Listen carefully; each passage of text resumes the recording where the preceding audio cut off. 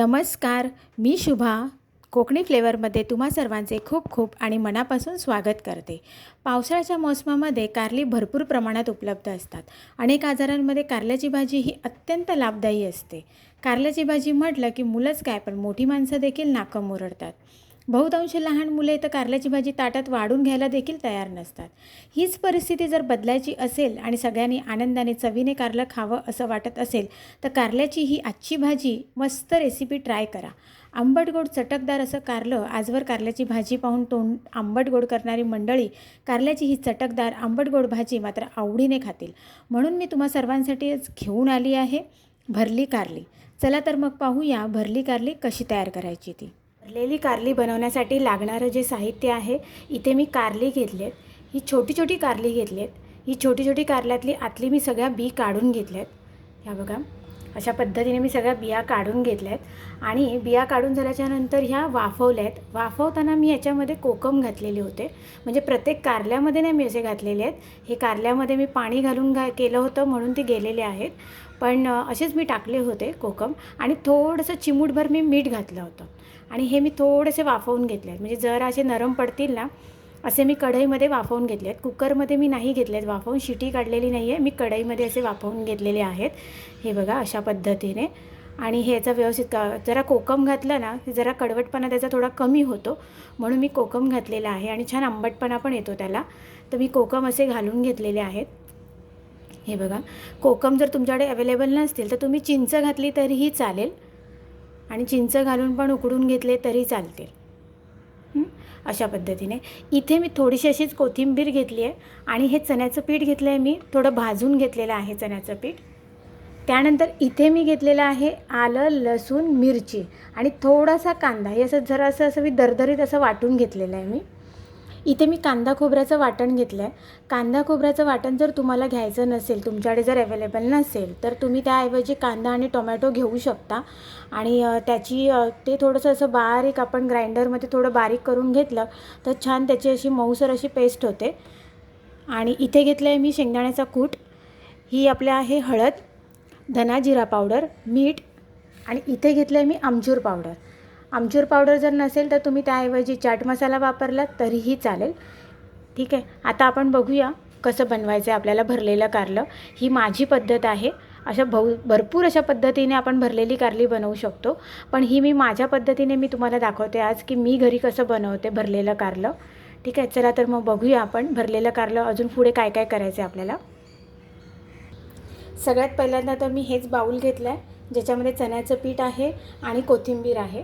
त्यानंतर आपण ह्यामध्ये एक एक मसाले घालून घेणार आहोत. सगळ्यात पहिल्यांदा आपण जी ही पेस्ट करून घेतली आहे, आले, लसूण, मिरची, कोथिंबीर आहे थोडीशी पेस्टमध्येच आणि त्याची ही पेस्ट आहे. थोडासा कांदा घातला आहे, जास्त नाही घातला आहे कांदा. त्यानंतर हे कांदा खोबऱ्याचं वाटण आहे आणि हे जे आपण शेंगदाण्याचा कूट आणि बाकी जे मसाले घेतले आहेत हे पण यामध्ये मिक्स करून घेऊया. ह्यामध्ये जर तुम्हाला गूळ घालायचा असेल तर तोही तुम्ही घालू शकता, पण मला एवढा गूळ आवडत नाही म्हणून मी नाही घातला याच्यामध्ये. आणि मिरची घातलेली आहे आणि ती तिखट मिरची मी वापरली आहे म्हणून मी इथे मसाला वापरत नाही आहे. जर तुम्ही इथे पोपटी मिरची वापरत असाल तर तुम्ही त्यामध्ये मसाला घाला, कारण पोपटी मिरची फारशी तिखट नसते. ही मी हिरवी मिरची, लवंगी मिरची वापरली आहे म्हणून मी यामध्ये लाल मसाला घातलेला नाही आहे. आणि हे सगळं व्यवस्थित असं मिक्स करून घेऊया. हे बघा अशा पद्धतीने सगळं मी मिक्स करून घेतलेलं आहे. आता आपल्याला हे कारल्यामध्ये स्टफ करून घ्यायचं आहे. आता आपण कारली घेऊया. कारल्यांमध्ये जे मी कोकम घातले होते ते सगळे मी साईडला करून घेते. त्यातलं एक्स्ट्राचं जे पाणी गेलं होतं ते पण काढून घेते. हे बघा, आणि घेताना अशी छोटी छोटीच कारली घ्यायची आहे. जर आपल्याला अशा पद्धतीने भरलेली कारली बनवायची असतील ना तर कधी पण तुम्ही छोटी छोटीच कारली घ्या. ती थोडीशी छान असतात, म्हणजे कडू कमी असतात थोडी आणि कोवळी असतात. ठीक आहे, आता हे कारलं आहे ना, ह्या कारल्यामध्ये आपला हा मसाला घ्यायचा आहे आणि हातानेच भरायचा आहे. हाताची चव पण त्यामध्ये येते मग. हे बघा, जास्त मसाला भरायचा नाही आहे, थोडा थोडासाच भरायचा आहे असं. आणि हे आपल्याला नंतर फ्राय करायचं आहे. हे बघा अशा पद्धतीने. हे बघा, असं व्यवस्थित असं भरून घ्यायचं आणि हे छानपैकी असं प्रेस करायचं. ह्याला आता बाकी असं काही कोटिंग वगैरे काही करायचं नाही आहे. हे अशाच पद्धतीने सगळं आपण भरून घ्यायचे आणि असेच तेलामध्ये फ्राय करायचे. फ्राय करताना जर तुम्ही ठेचलेली लसूण घातली ना तर अजून मस्त फ्लेवर येतो त्याला.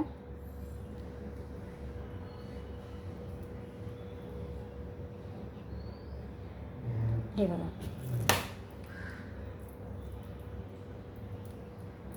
अशा पद्धतीने आपण सगळी कारली व्यवस्थित भरून घेऊया. हे बघा, आपली सगळी कारली व्यवस्थित अशी भरून झालेली आहेत.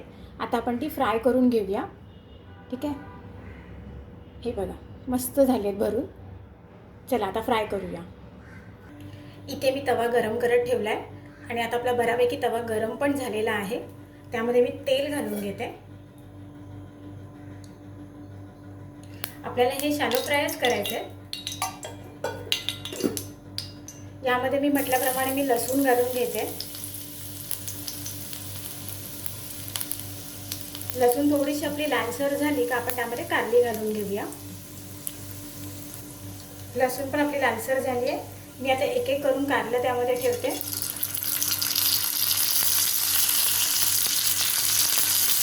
अशा पद्धतीने ठेवून घेऊया. सगळी कारली मी यावरती ठेवली आहे. आता मी काय करते की झाकण लावून ठेवून देते. ह्याला झाकण लावून 5 मिनिटासाठी आपण त्याला एका बाजूला साईडने आपण शेकवून घेऊया.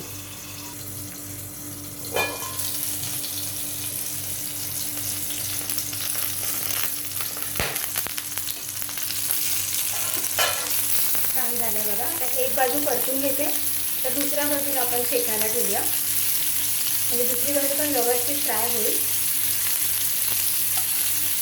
हे बघा, आता आपल्याला चारही बाजूने व्यवस्थित ते फ्राय करून घ्यायचे.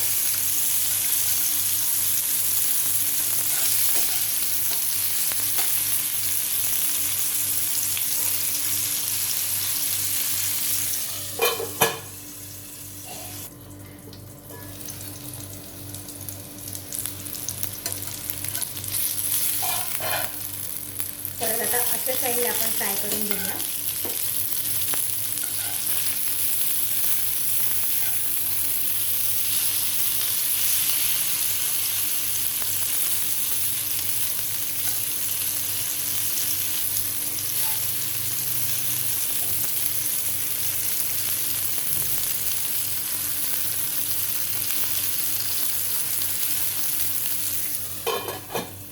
चारी बाजूने व्यवस्थित फ्राय करून घ्यायचे.